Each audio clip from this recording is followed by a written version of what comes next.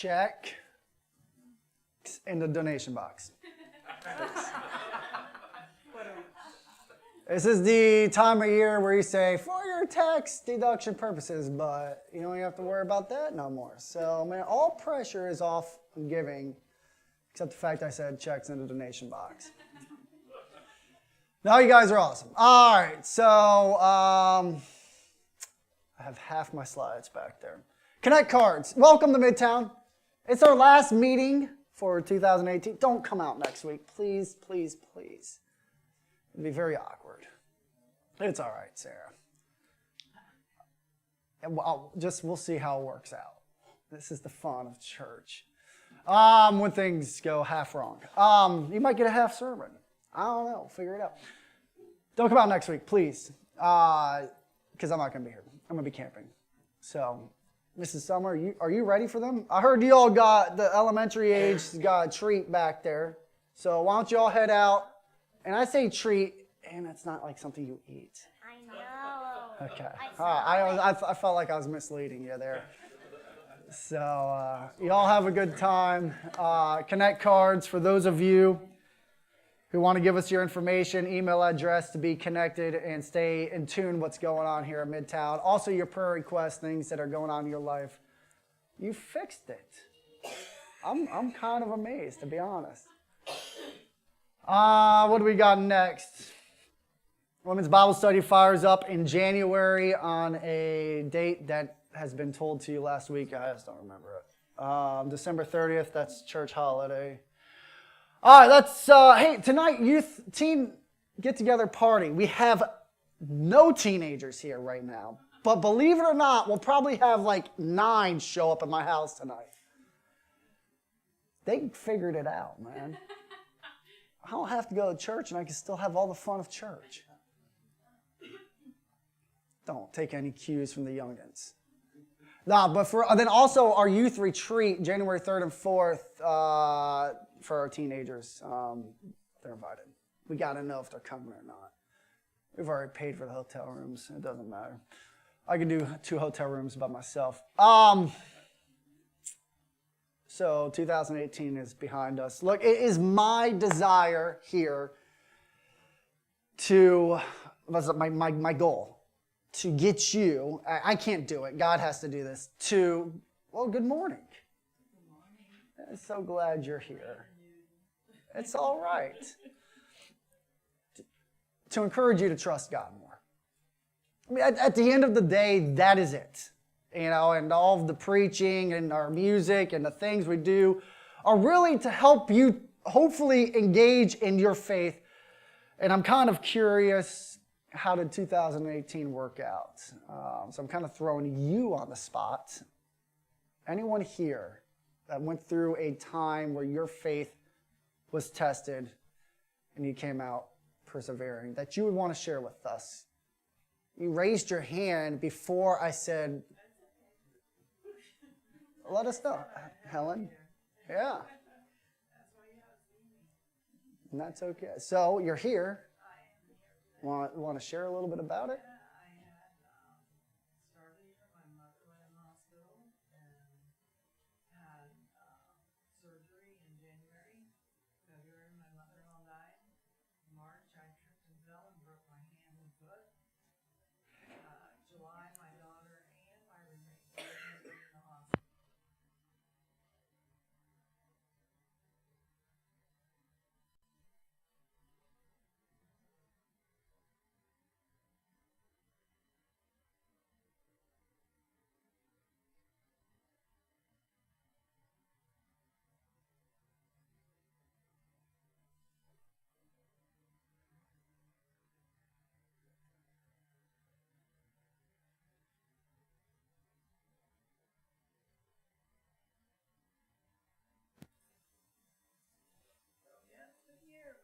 It's all for your good, for her good. Yeah. And my daughter had more seizures than she's ever had. Ever. She lost her faith and started bringing me down in mine. And I told her, you can't do this. You can't live here. I said, you're bringing me down, and I can't.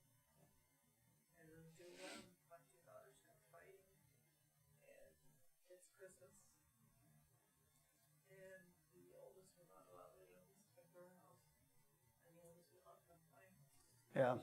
And we always get together at my mother-in-law's anyway, so we get together at her house. So I told my youngest, just have some faith and pray on it, and I hope that you can see the kids there. Yeah. But, yeah, And here you are. and here I am, God is on your side. still standing. Thanks for sharing. Anyone else got a little faith story? When Connor was born, he wasn't breathing. That's right. And his cord was wrapped around him twice and knotted. It was a tense moment. Yeah. Cool. Anyone else? He is. It is okay. He's 10 months old. It's just my hope for you is you go home and you just know God is at work and you trust in Him in all of it. 3 wise men and a young boy. Last week we looked at those 2 young parents, Mary and Joseph. We learned some lessons from them. We're going to learn some lessons from these wise men. Man, I put 3 wise men. Was there 3? We have no idea. We know it was at least 2. Because the word magi is plural in the Greek. But that's all we know. We assume 3 because there was 3 gifts. But it could have been a dozen of wise men. Magi, where we get our word magician. These guys are like scientists, by the way. And a young boy, he wasn't a baby. He was possibly 2 years old when these guys showed up. So your nativity scenes that have the 3 or multiple wise men in it are false. Okay? Now I understand they're trying to squeeze in the story of Christmas in a molded plastic piece of something or another, and they got to throw the wise men in there, but they weren't there at the manger.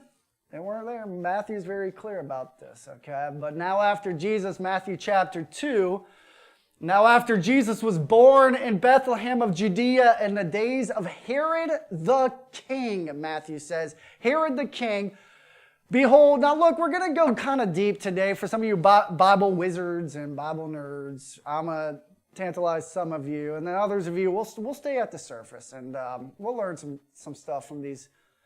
I call them, in my head, they're goofball wise men. They've goofed up, and we'll get there. I mean, they're smart. Maybe a little too smart, but a bunch of young boys died because of what they did. Behold, wise men from the east came to Jerusalem. What do we know about the wise men? Tell me, what do you know about the wise men? They're wise. Man, they're men. They came from the Orient, they came from the East, possibly the region of Babylon. Do we know anything else?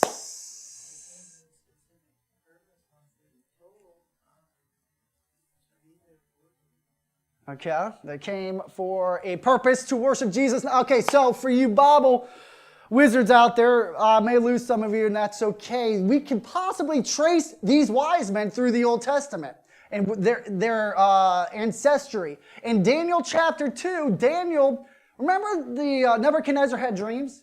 And who did he bring? The wise men, the magi, into the picture to interpret the dreams. And these wise men, the magi, which Daniel was a part of, could not interpret the dreams. They said only God can interpret this dream. And Daniel's brought in.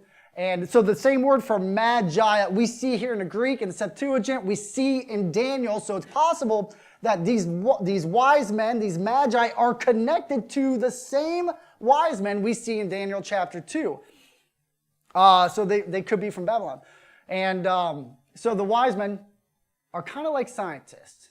They're studying the stars, the astrology, astronomy. They're studying humans and whatnot. But if you go farther back, because we got this star, and it all kind of seems to just rise in the New Testament. Where does it come from? Numbers 24. This is interesting. We see an oracle, a prophecy from a guy named Balaam. Who was Balaam? Anyone know who Balaam was? He was what? Oh, you're thinking Baal. Balaam was hired by Balak. So Balaam lived in the region of Babylon, okay? I'm getting to a point here, so follow me if you can. And Israelites came into the region, and Balak was nervous that the Israelites would take over Moab, whatnot, and so he hired Balaam to curse them. And Balaam says, I can only say what God puts on my heart. I can only do that. And so Balaam actually blesses them, and Balak says, come on, you got to curse them. And Balaam tries again, he blesses them again, and Balak gets mad and says, you got to curse them. And this is what he says. Numbers 24, Balaam says, from the region of Babylon, I see him, but not now. I behold him, but not near. A star shall come out of Jacob, out of Israel, and a scepter shall rise out of Israel. It shall crush the forehead of Moab and break down all the sons of Sheth. So these men that are wise, this is what they're going off of. This is all we know that they're going off of. One verse, one prophecy about a star rising over Israel, and they found it. They see it. This is interesting because they travel from wherever they come from. Now look, Daniel surely told these magi, he was hanging out with them. I mean, he basically was one of them about the Son of Man, which he had those visions of. Daniel 9, he prophesied when the Messiah would come. So these magi had an awareness of a timetable. They had awareness that a light would shine over Israel. So they were looking for it and stood ready. After Jesus was born in Bethlehem of Judea in the days of Herod the king, behold, wise men from the east came to Jerusalem. They had a lot of hope. They just, as if they just waited expectantly for this king to be born. And this is where you're at. I mean, they were Gentiles that were looking for a king to come. It expresses our hope today. Let's be real in our current cultural situation. You as a Christian are standing out more and more. The pressures of society, the culture, the world around are not making it any easier to live out your faith. In fact, I can understand if some want to start hiding their faith because of social persecution. Makes sense. I get that. But buried in you is hope. It's hope for an arrival of a king. Meeting a king. Seeing him face to face. These wise men exhibit hope of a king that wasn't their own. They were saying, where is he? Okay, so they come to Jerusalem. Why to Jerusalem? Apparently this star rises in the east over Jerusalem. Wait, would have been the west. What was a star? Stars don't rise in the west. They rise in the east. Now, the wise men, right, get yourself in a globe, they see the star in the east, which means they see the star in the west. Okay, hold on. I'm going to get all twisted up here. The wise men were from the east, which means the star was in the west, which means Israel was in the west. But where does the sun rise? In the east. Stars rise in the east. What is the star doing in the west? Is it possible the star rose from the east and went over Israel? Jesus is called the morning star. That's possible. But we have an issue because they get to Jerusalem and Bethlehem is south. So does this star now migrate south? Is it a star? Now the Greek for star is aster, which literally means star, or it's figurative for a stone of light in the sky. It's fascinating because how did God lead Israel out of Egypt? By a pillar of fire. And there's some that believe, and it makes sense, that God led these wise men through the same means that he led the Israelites out of Egypt. A light in the sky, and a pillar of fire, so to speak. So it may not have been a real star. Okay, so where is he? So they end up in Jerusalem. The star points them to Jerusalem. This light in the sky points them to Jerusalem. And they say, where is he who has been born King of Jews? Well, it makes sense. Go to Jerusalem, right? That's where the king should be. We saw his star when it rose and have come to worship him. Apparently the star has disappeared at this point. They messed up. You see, I've heard this saying about smart people. Not sure if it applies to me or not. You can determine that. Sometimes you can be so smart you're dumb.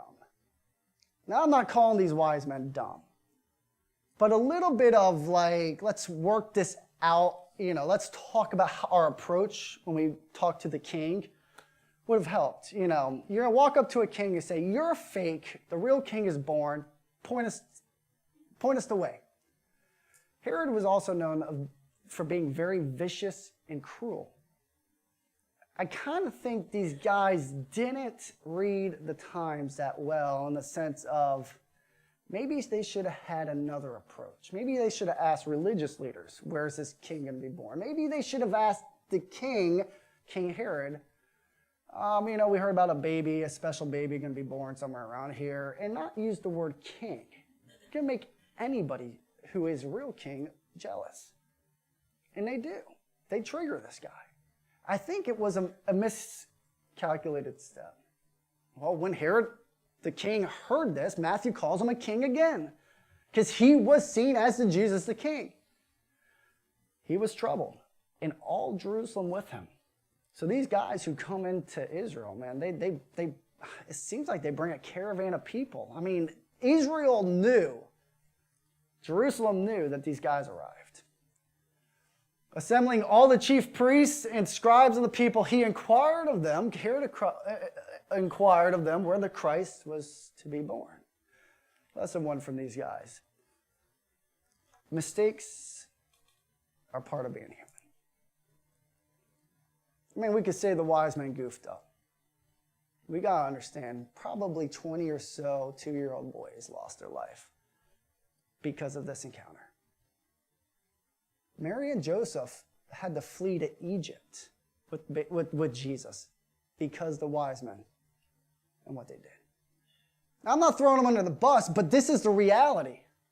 There was multiple other ways they could have found Jesus, but it's a mistake. It's part of being human.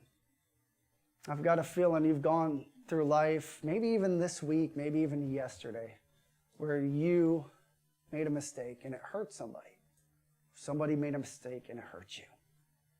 It's so easy to get bitter at these people. It's so easy to live in the guilt of your mistakes. But what are you going to do? You have to let it go. What are you going to do about it? We are all human. We are imperfect. We can't make perfect decisions. These wise men didn't know. They didn't know how it was going to end in the end. If they would have known boys were going to lose their lives because of their inquiry to Herod, they would have, I guarantee you, they would have found a new way. But here's what you got to do. You have to practice trusting in God when these mistakes are incurred, especially when it's causing you harm. You have to practice trusting God. We'll talk a little bit more about that. I was down in West Palm this week on my tractor, and I was grading a driveway. When you grade driveways, you're really only down about 2 inches in the ground. Okay, follow me on this story because it has no conclusion, which is the point of the story. So I'm grading this driveway, and I hit a water main. Okay, the water main between the water meter and the house, which is the homeowner's responsibility. Okay. The city is responsible for the line at the road, the water meter.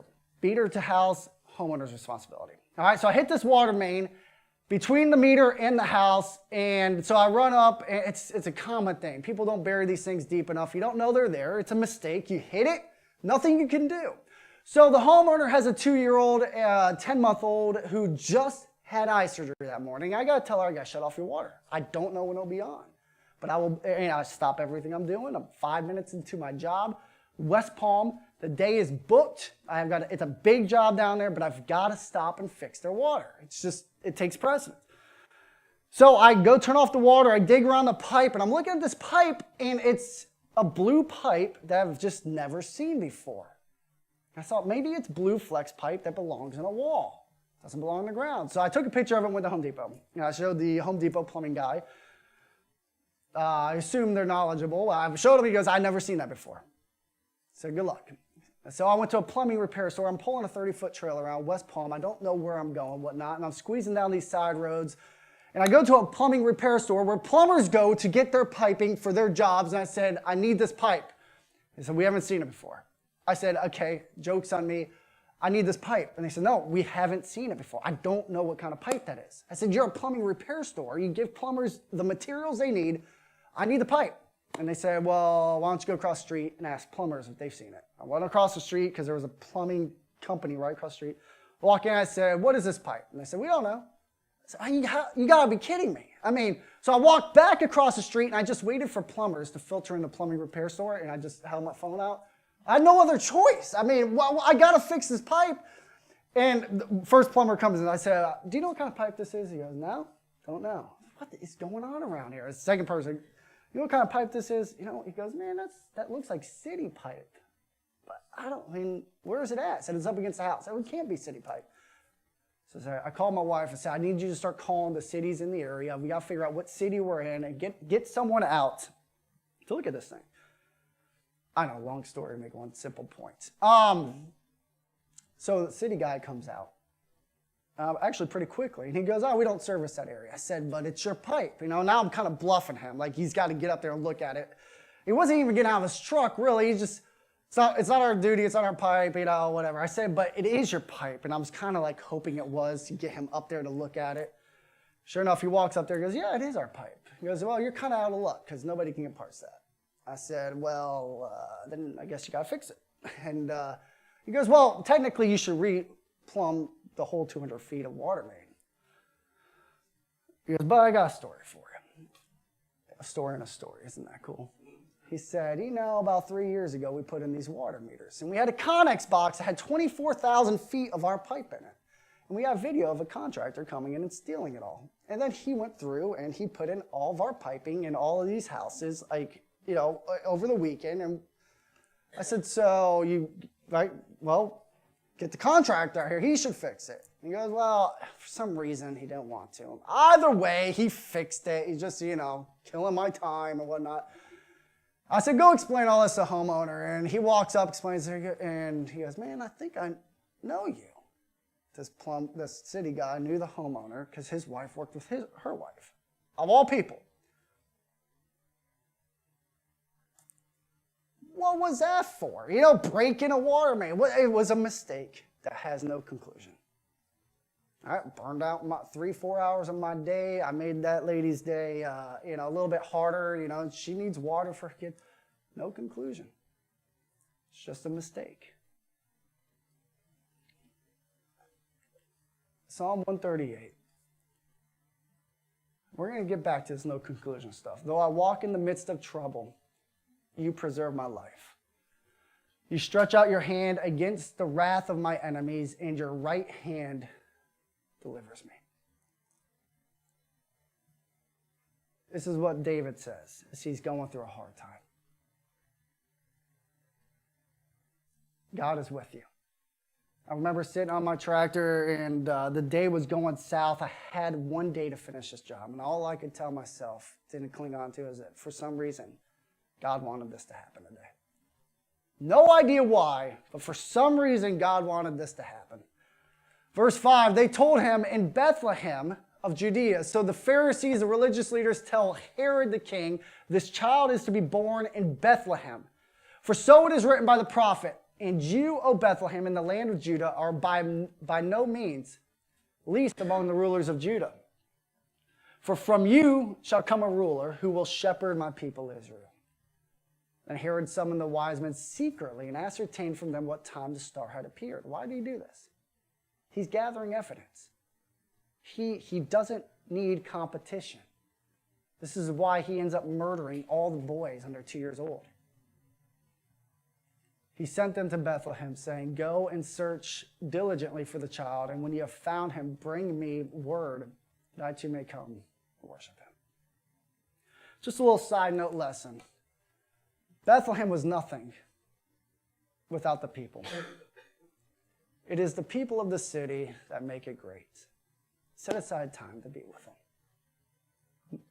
Mel, boring, right? Except it isn't, because you guys live in it. Why was Bethlehem great? Because a baby would be born. Yeah, it was Jesus, but it put him on the map.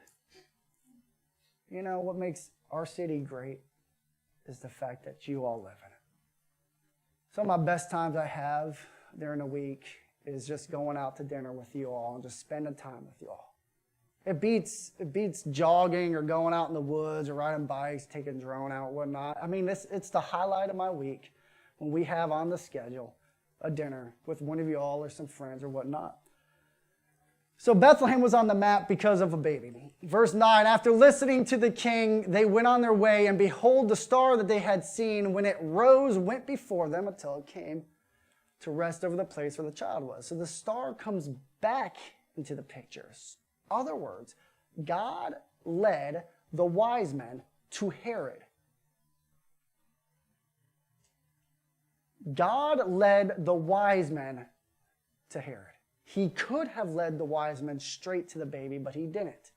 So for some reason, God needed the wise men to talk to Herod, which triggered the tragedy, the events that unfolded shortly after, where parents would be left without kids. Why did I bring that up? Because here's the reality. People will challenge your faith, people will question you, and they will bring up questions like that. Well, why did God lead the wise men to Herod if he knew that was going to cause the death of many young boys? How can you love that God? Well, what are you going to answer? You can't be afraid of these questions. You may not have an answer, and that's okay, but you cannot be afraid. Because these are the kind of questions that the skeptics and those who want to believe and can't believe have to overcome. And you are the beacon of hope that's shining in this world, God in you. How would you answer it? Out of curiosity. I'm not looking for a right or wrong answer. I'm just curious. How would you answer that question? Why did God lead Herod, or the wise men to Herod, that ultimately ended in the slaughter of these young boys when he could have led them straight to Bethlehem?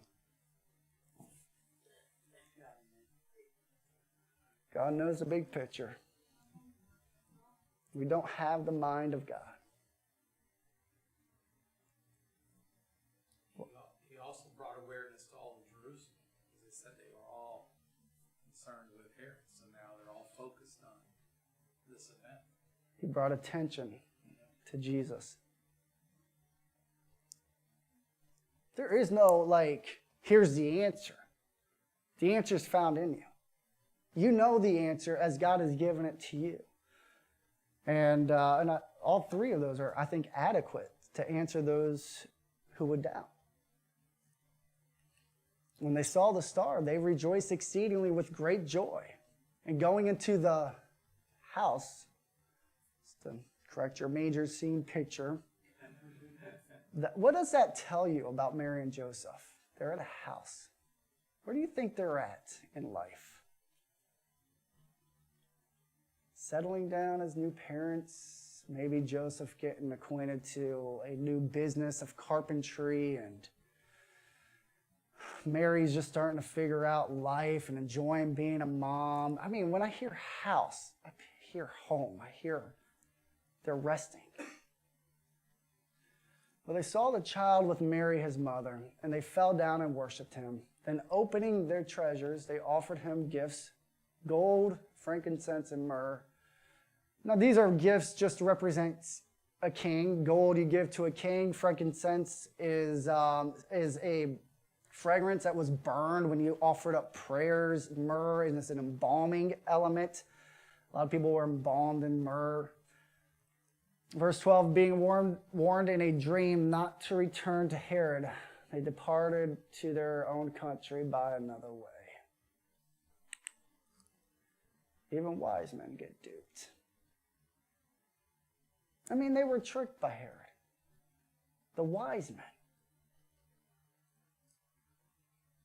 We're all human. We all make mistakes. And some of those people that have harmed you or could have been used as a pawn by someone else.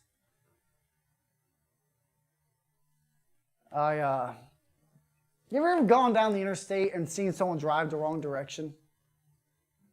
I've seen this more than once in my lifetime. I've never expected to see it, but I've seen literally, just someone just driving the wrong way. In my mind, you would just pull over, figure out life. What's your purpose? Maybe abandon the car and try a new way of getting around. But as I've witnessed this, people literally coming right at me. They're not running from police or anything. They're just literally driving the wrong way. It's just as if it's normal to them. It reminds me of a story of an old man, Herman, was driving home one day, and his wife saw on the news that a car was driving the wrong way on the interstate, and so she called her husband and said, Herman, you gotta be careful out there. Crazy lunatics, man. Someone right now driving the wrong way on the interstate. And Herman said, it's not just one person, it's all of them. Man, we all get duped in life. It's part of being human. Remember that the next time somebody harms you.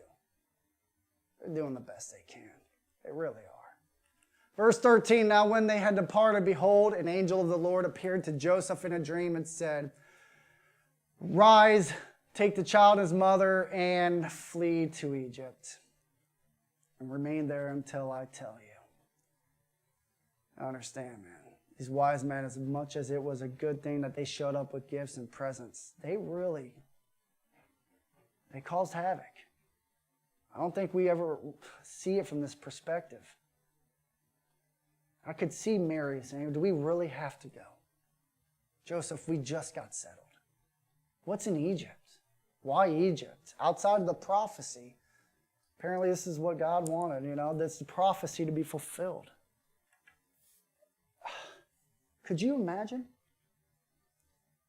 Could you imagine the faith it took for them to get up and leave? Joseph wakes up in the morning and says, we got to go, Mary, or else our baby dies. And Mary has to trust her husband that God's leading him through a dream. And he was correct. God spoke to him.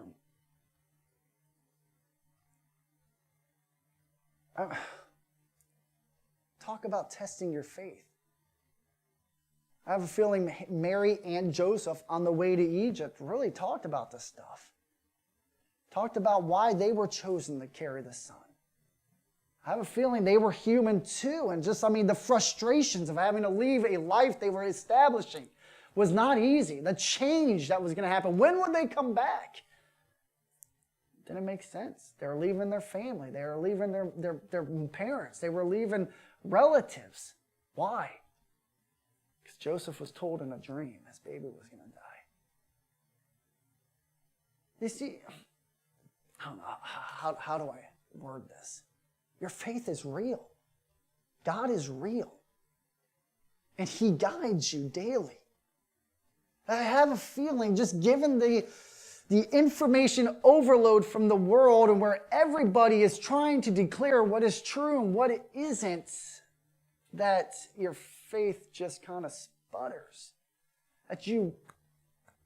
My concern is that your faith really hasn't been exercised in this manner. That you don't, I don't know, what is the marker of true faith? Maybe it's waking up every morning and the first thought is, man, God, this one's yours. I don't know. But these guys, these parents, Their faith was incredible. Absolutely incredible. For Herod is about to search for the child to destroy him. That was why they were fleeing. And he rose and took the child and his mother by night. I mean, this was like, let's plan this out. Let's figure out our itinerary. Where are we going to stay along the... No, it was, we got to go now. There was no thinking about it. Remain there until the death of Herod. This was to fulfill what the Lord had spoken by the prophet. Out of Egypt, I called my son. Out of Egypt, I called my son. Why not out of Bethlehem? Why couldn't the prophecy say out of Bethlehem? I got to hear some of y'all's stories this morning about how your week went. This is where you stand out. For all things work together for the good of those who love God. What if your story doesn't have a conclusion? What if you don't see the good? That verse is incredible, but if we handle it wrongly, it could actually weaken our faith. Because if you are just... You see, faith is the evidence of things. It's the evidence of things not seen. And if you're waiting to see the good, they don't know. What was the good going to Egypt and back? Well, we got a prophecy fulfilled, but what about for Mary and Joseph? What about for those families who lost their kids because of the wise men and their decision? But it wasn't because of the wise men. God led the wise men. What is it? Well, what's the good behind it? You see, but there is good. Yes, there is good, but you may never see the good in the harm that's been caused to you. The question is, does that shake your faith? You see, faith isn't based upon the fact that you're going to see the good work out. Faith is based upon the fact that you know that God cares for you, regardless of what you see in this life, regardless of how it works out, regardless of the end results, if you end with your life or not. Faith is not based upon seeing the good. Faith knows that the good is at work, even if you don't see it. See, God's mercy can be cloaked in troubling times. Your troubled life, it is what activates the mercy of God. And God's protection, it seems backwards, but God's protection is around you in those troubling times is the protection of God. But if you find that your life is bound up in flesh and bone in this earth, then you have your hope doesn't exist. You hope in things that are seen, and it will all dissipate. But if you hope in the things that are not seen, if you hope in a home that is being preserved for you in the heavenlies, then the troubled times are what squeezes that hope out of you, what preserves your faith, what grows you closer to the Lord. I guarantee Mary and Joseph, they had to have learned a lot while in Egypt about who God was. They had to draw the connection that God brought them gold the night before, the day before they had to flee. He brought them myrrh and frankincense. In those troubled times, they got to realize who their boy was. And Mary got to treasure it in the hard times.